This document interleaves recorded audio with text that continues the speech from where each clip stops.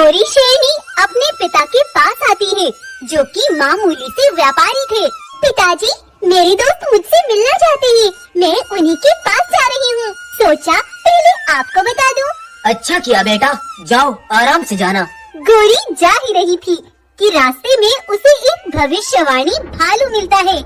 गोरी बेटा, एक बहुत बड़ा भोकाल आने वाला है। कोई है जो तुम्हारी तलाश में है और जल्द ही वो तुम्हें उठा ले जाएगा। गोरी भालू की बातों से एकदम डर गई। उसके माथे से पसीने निकल आए। दरअसल कुछ जादूगरों ने अपनी काली शक्तियों से एक ताज बनाया, जिसके अंदर बेइंतहा शक्तियाँ थी।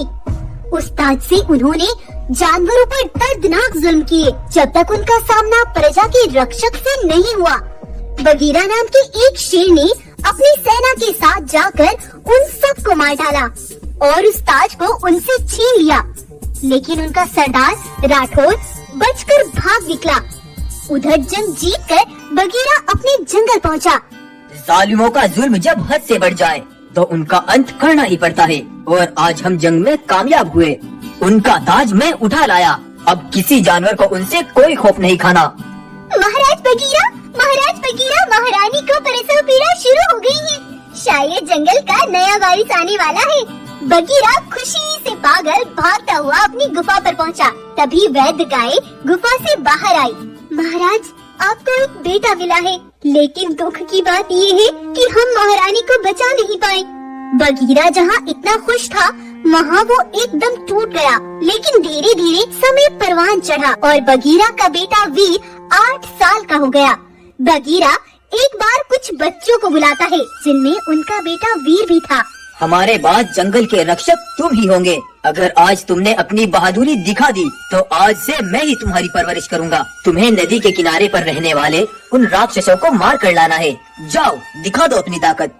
सभी बच्चे भागकर वहाँ तक पहुँच जाते हैं, लेकिन उनको देखकर वो डर जाते हैं और वहाँ से भाग जाते हैं। लेकिन वीर आगे बढ़ता है और अपनी पूरी ताकत से उन पर वार करता है और उनकी गर्दन को अपनी दांतों के बीच रखकर फाड़ डालता है। उधर बगीरा बच्चों को डरा हुआ आते देख मायूस हो जाता है। लेकिन तभी उसकी नजर उन सब के पीछे आते हुए वीर पर पड़ी, जो अपनी पीठ पर उन राक्षसों को रखे आगे बढ़ रहा था। बस यही चाहिए था मुझे। भगवान ने बेटे की शक्ल में मुझे एक बहादुर सिपाही दिया है। वहीं दूसरी ओर राठौर बगीरा से वो ताज और अपना बदला लेने की ताक में लगा हुआ था। तब वो जाकर एक जादूगर से मिलता है और उसे सारी बात बताता है। वो ताज आज भी उसी बगीरा के पास है, लेकिन उसकी शक्तियाँ इस बार तभी आएंगी जब उसके ऊपर तुम पवित्र खून चढ़ाओगे। उसको पवित्र खून की जरूरत है। लेकिन वो पवित्र खून किसके अंदर है? कहाँ से मिलेगा वो पवित्र खून? बताओ। रामगढ़ नाम का एक जंगल है, वहाँ पर कोई जानवर है जिसके अंदर वो पवित्र खून है। जाओ ढूंढ लो उसे। रात होते ही राठौर बगीरा के जंगल पहुँच गया। बगीरा के सिपाही अपनी गुफा में सो रहे थे। राठौर बगीरा पर वार कर देता है। वही बेचारा बगीरा अपनी आखिरी सांसें छोड़ देता है और राठौर गुफा से उस मुकुट को उठाकर भाग जाता है। सुबह जब सभी सिपाही उठते हैं तो महाराज को मरा हुआ पाते हैं। ये खबर कुछ ही देर में आग की तरह पूरे जंगल में फैल जाती है। तभी वीर भी वहीं पहुंचता है। क्या हुआ है पिताजी के साथ? किसने किया है? और तुम सब कहाँ मर गए थे? ये सब रात में किया गया है। ये काम उसी राठौर का है। वो अपना मुकुट फिर से उठा ले गया। उसको हमें हर हाल में रोकना होगा, नहीं तो उस मुकुट का इस्तेमाल कर वो सबको तबाह कर देगा। उसने मेरे पिताजी को मारा है। उसको ढूंढ कर मैं उसके इतने टुकड़े करूँगा कि पूरी दुनिया याद करेगी। उधर अब वो राठौर उस पवित्र खून की तलाश में था, तो इस वजह से गोरी बहुत डरी हुई थी, क्योंकि भालू ने उसे बताया कि वो पवित्र खून उसी के अंदर है, जिसकी राठौर को बलि चढ़ानी है। गोरी चलती हुई जा ही रही थी, तभी वीर उसके पास आता है। आप मुझे बहुत परेशान नजर आ रही थी, सोचा आपसे पूछ लूं। नहीं, मैं ठीक हूँ, मुझे कुछ नहीं हुआ। तुम मुझ पर भरोसा कर सकती हो और शायद मैं तुम्हारी मदद भी कर सकूं। तब गोरी वीर को सारी बात बता देती है। आखिर कौन है वो जो तुम्हारी तलाश में है और तुम्हें उठा कर ले जाना चाहता है? उन भविष्यवाणी भालू ने मुझे ये नहीं बताया। आखिर कौन है वो जो गोरी को उठाना चाहता है और इनके खून से उसका क्या ताल्लुक है? वो कोई शैतान जानवर है। वो गोरी के खून को किसी मुकुट पर चढ़ाना चाहता है। ये सुनते ही वीर तुरंत समझ गया कि वो कोई और नहीं, वही राठौर है। गोरी, मैं जानता हूँ कि वो कौन है। वो एक जालिम राठौर बाघ है। वे मेरे पिताजी का हत्यारा और दुश्मन है। तुम्हारी जान बचाना मेरी जिम्मेदारी है। मैं तुम्हें बचा भी लूंगा और उसका अंत भी कर दूंगा। बस तुम्हें मेरा साथ देना होगा। हाँ, मैं तुम्हारा साथ जरूर दूंगी। तब वीर ने एक प्लान बनाया और एक हॉस्पिटल पहुंचा।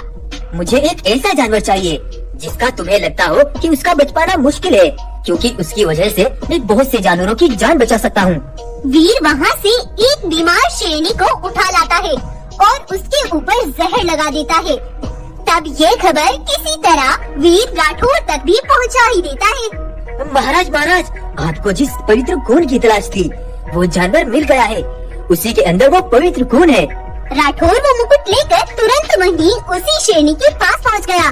बस मुझे तुम्हारी ही तलाश थी और आज तेरा पवित्र खून इस मुकुट पर चढ़ाकर मैं पूरी दुनिया को बता दूंगा कि मैं अमर हूँ। कोई मुझे हरा नहीं सकता।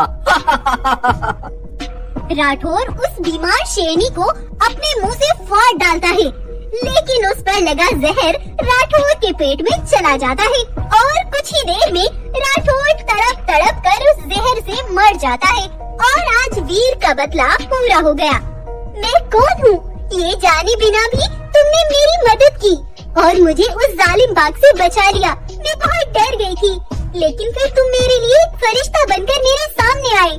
तुम्हारा ये एहसान मैं कभी नहीं भूलूंगी। और फिर कुछ सालों बाद वीर ने गौरी से ही शादी कर ली और वो दोनों अपनी जिंदगी खुशी से बिताने लगे। तो आपको ये कहानी कैसी लगी?